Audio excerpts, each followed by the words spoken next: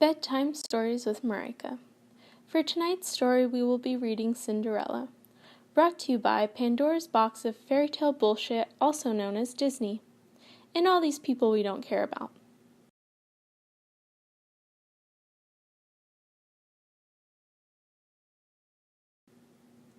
Once upon a time, in a faraway land, there was a tiny kingdom, prosperous in patriarchy and sexist traditions. Here in this fancy-ass mansion lived a widowed rich white man and his daughter Cinderella. He gave Cinderella everything she wished for, like a horse, a dog, and oh look, even a fountain. But because men can't handle the term single father and can't possibly take care of their own effing children, he felt she needed a mother's care. So logically, he married the most evil and uncaring woman. This evil woman had 2 douchebagette daughters, Anastasia and Cinderella. Wait, hold up. What the fuck kind of name is Cinderella? As time went on, Cinderella's father, who apparently has no name, realized he fucked up. His big-ass mansion went into disrepair because his new evil wife used up all his money on douchebagette 1 and douchebagette 2, while Cinderella was forced to become the help. Oh, how sad, a little blue-eyed white girl working as a servant. Then, because of some unknown reason, Cinderella's father died. They also locked her up in the attic because, they're evil. But Cinderella's still cheery as fuck about it all and never got scared shitless when she had birds flying up in her room. Or up in her hair.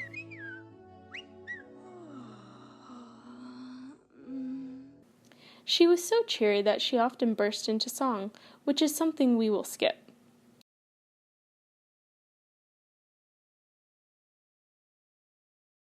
Cinderella cared very little about hygiene, as she routinely bathed with birds and let rats climb all over her clothing. Along with these disgusting hygiene habits, she also was a little mentally insane, as she believed she could talk and have full conversations with these animals. What's all the fuss about? New mouse in the house. Brand new. Never saw it before. Tis a boy. We will fast forward through these hallucinatory conversations Cinderella believes she is having with her rat friends. Making clothes for your rat friends is always a good sign you're not mentally insane. And here's a montage of Cinderella doing all of her chores because everyone in the house apparently just sleeps all day. Now we cut to... Look at all those chickens.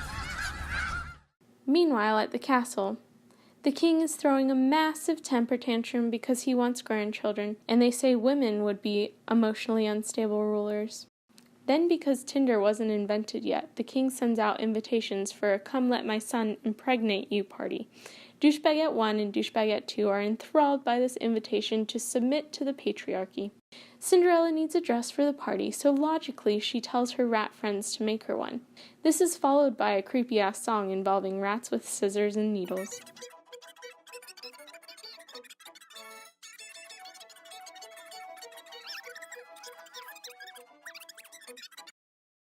Then Cinderella's evil stepmother tells her to clean her room before she attends the party. You're not my dad! Ta-da! Now the rat dress is finished. Now Cinderella is ready for the party. But because women can never support women, douchebagette 1 and douchebagette 2 sabotage Cinderella's rat dress. Cinderella is very sad she can't go to the patriarchy party, so she starts hallucinating again. This time it's a singing old white woman. Salagadoola, menchikaboola, bibbidi-bobbidi-boo. Then this grand wizard incites a powerful LSD trip featuring a shit ton of sparkles, cats, and a flying horse. And because no story is ever complete without a makeover of a woman, that sends the sexist message that women are nothing more than their appearances. And then the singing old white lady tells Cinderella to be home by 12 midnight.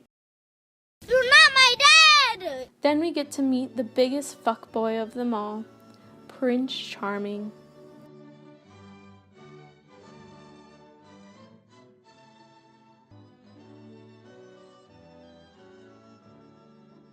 Then he sees Cinderella, and she's like, "Oh shit, you live here? Then we interrupt this story with a clip from Dancing with the Stars. Somehow all that fairy dust and LSD made Cinderella unrecognizable to her own family. Don't do drugs. Just as the prince is trying to get into Cinderella's pants, she realizes it is midnight and she has to get home.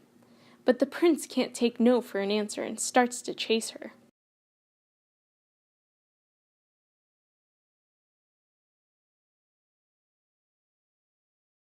All drunk girls know the #1 rule of going out is never go home without your frickin' shoes.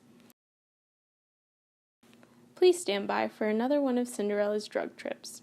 And the Oscar goes to Cinderella. I'd like to thank my drug dealer, the old singing white woman. Meanwhile, at the castle, the king is having another temper tantrum due to the fact that he can't find a single fucking uterus to carry his unborn grandchildren. This is the part where Cinderella really goes insane and her evil stepmother tries out for the part of Dracula. Let's count the bets.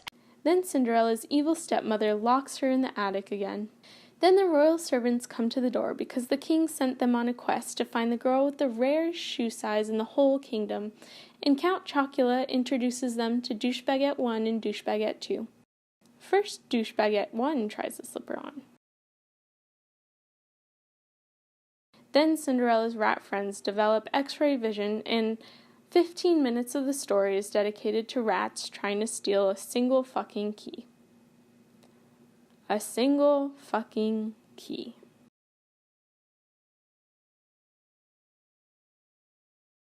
And then this fuckery happens.